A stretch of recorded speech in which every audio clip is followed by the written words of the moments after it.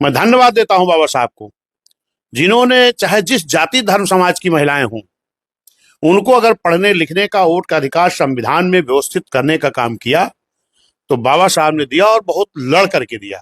कहते थे क्या बाबा साहब आए थे, तो लोग बताते थे हाँ बाबा साहब तो आए थे।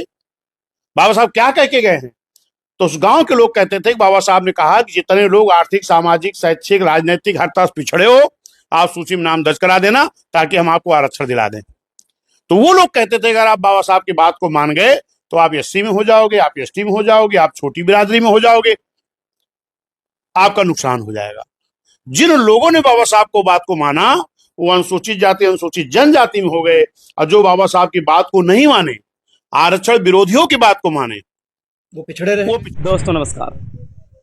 श्री विश्वनाथ पाल दिल्ली में पहुंचे हुए हैं और एक यूट्यूब चैनल पर बात करते हुए, इंटरव्यू देते हुए उन्होंने बताया कि किस तरह से कांग्रेस पार्टी और भाजपा ने बाबा साहब के साथ छलावा किया और पिछड़ों का हक देने के लिए, जो बाबा साहब पिछड़ों का हक देना चाहते थे, आरक्षण देना चाहते थे, लेकिन कांग्रेस ने उस समय बाबा साहब का विरोध कर रही थी और पिछड़ों को गुमराह कर रही थी। इन सब कोई बात को बताएंगे विश्वनाथ पाल जी, और भाजपा का भी बताएंगे किस तरह से भाजपा जो निर्णय लिया है जाति जनगणना कराने का, वो कितनी सफल होंगे और किस तरह से पिछड़ों को हक दिलाएंगे या नहीं दिलाएंगे, इन सब की बात बताएंगे विश्वनाथ पाल। आप लोग सुनिए पूरी बात विश्वनाथ पाल जी का। भारतीय जनता पार्टी ने जो पिछड़ों को जातीय जनगणना कराने का निर्णय लिया है, ये निर्णय इनका बहुत देर में आया है,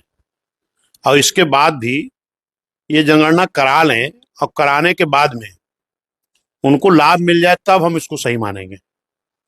क्योंकि इसके पहले भी हम आपको बता दें कि डॉक्टर बी.आर. अम्बेडकर साहब संविधान बनाने के पहले, जब देश की आजादी की चर्चा चल रही थी, उस वक्त बाबा साहब को उस संविधान में 2-3 मुद्दे ऐसे रहे हैं जिन पे बाबा साहब को सबसे ज्यादा संघर्ष करना पड़ा था। एक तो इस देश की जो हमारी महिलाएं हैं, माताएं, बहनें हैं, उनको चाहे जिस समाज की थी, पढ़ने लिखने का अधिकार, वोट का अधिकार उनको पहले नहीं था। बिल्कुल।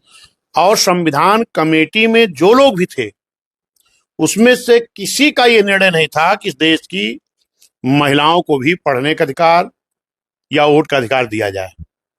मैं धन्यवाद देता हूं बाबा साहब को, जिन्होंने चाहे जिस जाति धर्म समाज की महिलाएं हों, उनको अगर पढ़ने लिखने का, वोट का अधिकार संविधान में व्यवस्थित करने का काम किया तो बाबा साहब ने दिया, और बहुत लड़ करके दिया। दूसरी चीज आरक्षण। आरक्षण भी बाबा साहब को इस देश में आरक्षण के लिए बहुत लड़ना पड़ा, और सभी जाति धर्म समाज को वोट देने के लिए भी लड़ना पड़ा था। अब हम आते हैं आरक्षण पे। आरक्षण पे बाबा साहब ने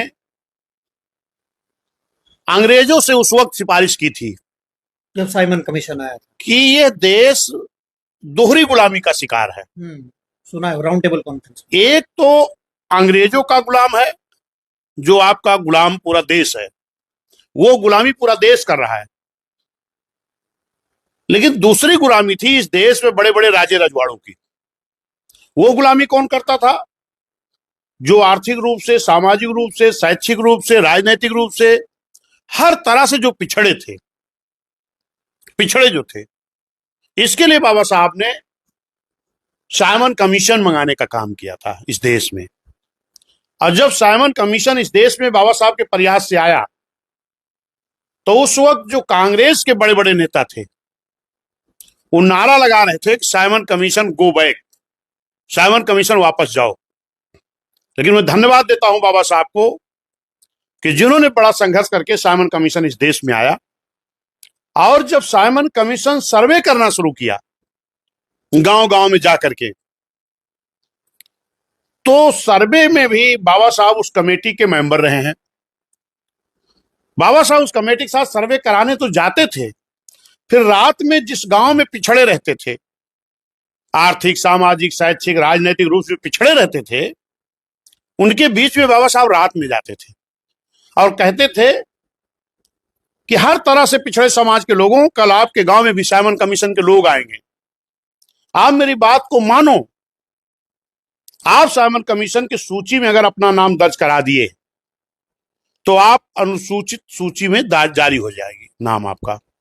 अगर अनुसूचित जाति की जो सूची बन रही इसमें आप अपना स्थिति नोट करा दिए कि हम भी आर्थिक, सामाजिक, शैक्षिक, राजनीतिक हर तरह पिछड़े हैं, तो आपको आरक्षण मिल जाएगा।